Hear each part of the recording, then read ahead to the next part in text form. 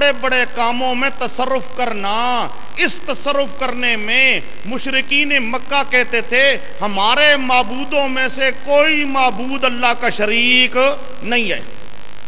وہ کہتے تھے اس میں اللہ کیا ہے؟ اکیلا ہے، بڑے بڑے کام کرنے والا اللہ اکیلا ہے، ہمارے معبود بھی یہ بڑے بڑے کام کر سکنے والے نہیں ہیں، نہ ذاتی طور پہ کر سکتے ہیں نہ عطائی طور پہ کر سکتے ہیں۔ اللہ تعالیٰ کی وہ توحید بڑے بڑے کاموں میں مانتے تھے، بڑے بڑے کاموں کے تصرف کرنے میں، تدبیر کرنے میں اللہ تعالیٰ کو وحدہ لا شریک کہتے تھے، اور اپنے معبودوں کو کہتے تھے ہمارے معبود بالکل بے بس ہیں، ان کی کوئی طاقت نہیں، ان کا کوئی اختیار نہیں، وہ اس بڑے کاموں میں کوئی تصرف کرنے کی طاقت نہیں رکھتے۔ اب اس کے لیے ماخذ کس چیز کے لیے؟ بڑے بڑے کاموں کی تدبیر کرنے میں مشرکین مکہ بھی توحید کو مانتے تھے، اپنے معبودوں کو اللہ کا شریک نہیں بناتے تھے۔ اس کے لیے آئیے ماخذ، شاہ ولی اللہ صاحب لکھتے ہیں والمشرکون وافقوا المسلمین فی تدبیر الامور العظام، والمشرکون وافقوا المسلمین، مشرک بھی مسلمانوں کے موافق عقیدہ رکھتے ہیں، فی تدبیر الامور العظام، بڑے بڑے کاموں کی تدبیر کرنے میں۔ جس طرح مسلمان کہتے ہیں کہ بڑے بڑے کاموں کی تدبیر کرنے میں اللہ اکیلا ہے، اسی طرح مشرک بھی مانتے تھے کہ بڑے بڑے کاموں کی تدبیر کرنے میں اللہ اکیلا ہے۔ یہ حجت اللہ البالغہ صفحہ 120 جلد 1 یا صفحہ 59 جلد 1۔ اسی طرح دوسرا ماخذ ہے، وہ بھی شاہ ولی اللہ صاحب کی عبارت ہے، لکھتی ہیں این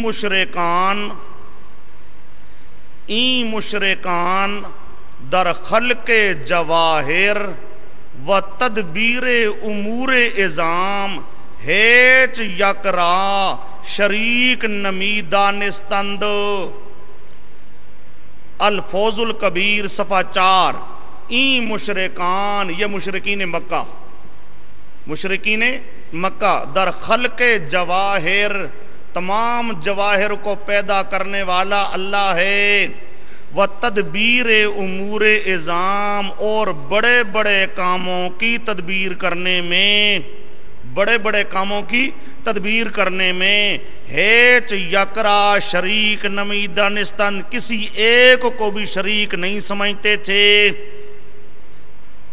بڑے بڑے کاموں کی تدبیر کرنے میں کسی ایک کو بھی، اپنے معبودوں میں سے کسی ایک کو بھی اللہ کا شریک نہیں سمجھتے تھے۔ تفسیر الفوز الکبیر صفحہ 4۔ اب یہ آپ کے سامنے ماخذ آیا اس بات کا کہ بڑے بڑے کاموں کی تدبیر کرنے میں مشرکین مکہ توحید کو مانتے تھے، شرک کے قائل نہیں تھے، شرک کے قائل نہیں تھے۔ اب ہم نے قرآن پاک سے اس پر شواہد پیش کرنے ہیں کہ واقعتاً یہ بات درست ہے کہ وہ بڑے بڑے کاموں کی تدبیر کرنے میں اللہ تعالیٰ کی توحید کو مانتے تھے، اور اپنے معبودوں میں سے کسی معبود کو اللہ کا شریک نہیں مانتے تھے بڑے بڑے کاموں کی تدبیر کرنے میں۔ آیا قرآن پاک اس کی شہادت دیتا ہے؟ تو آئیے اب شاہد نمبر 1، اب ہم نے قرآن پاک سے شواہد لینے ہیں۔ اب یہ شواہد کس چیز پر آ رہی ہیں کہ بڑے بڑے کاموں کی تدبیر کرنے میں مشرکین مکہ بھی شرک کے قائل نہیں تھے بلکہ توحید کو مانتے تھے۔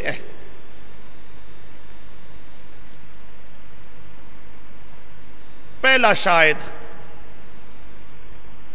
اس کا تعلق ہے شمس و قمر کی تسخیر کے ساتھ، دربارہ تسخیر شمس و قمر،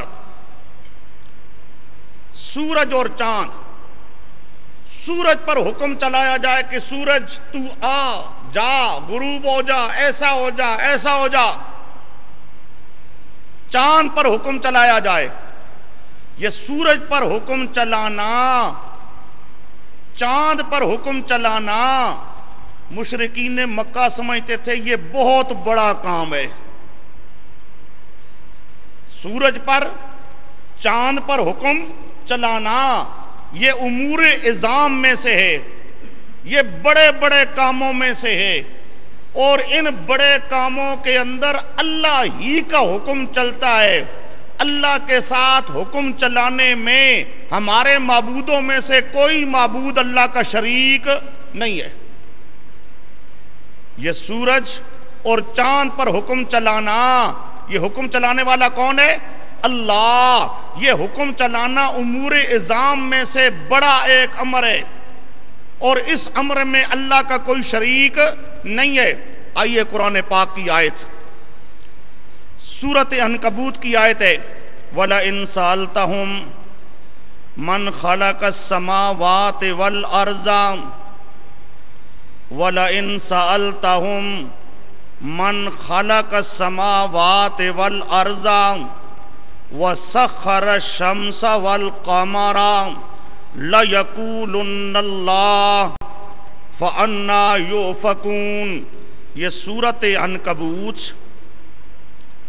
آیت نمبر 61 پارہ 21، وَلَئِن سَأَلْتَهُمْ، آپ سوال کریں ان مشرکوں سے، من خلق السماوات والارض، کس نے پیدا کیا آسمانوں کو اور زمین کو، وسخر الشمس، کس نے مسخر کیا سورج اور چاند کو، سورج اور چاند کو کس نے مسخر کیا، یعنی سورج اور چاند پر حکم چلانے والا کون ہے؟ سمجھے؟ سخر الشمس، سورج اور چاند کو مسخر کرنے والا، سورج اور چاند پر حکم چلانے والا۔ آپ پوچھیں ان سے کہ کون ہے، تو لَيَقُولُنَّ، وہ مکہ کا کافر جواب دے گا، کیا جواب دے گا؟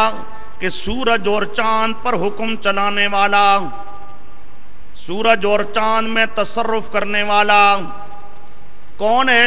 لَيَقُولُنَّ، وہ کہیں گے اللہ۔ کیا کہیں گے؟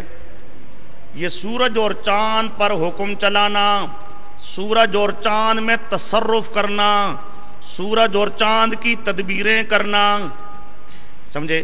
یہ بڑا کام ہے۔ پوچھا جائے یہ تدبیریں کرنے والا، ان پر حکم چلانے والا کون ہے، تو مکہ کا کافر بھی مانتا تھا کہ لَيَقُولُنَّ اللہ، یہ کام کرنے والا کون ہے؟ اللہ۔ کون ہے؟ اگر ان کا عقیدہ ہوتا جی اللہ بھی یہ کام کرتا ہے، اور ہمارے معبود کون؟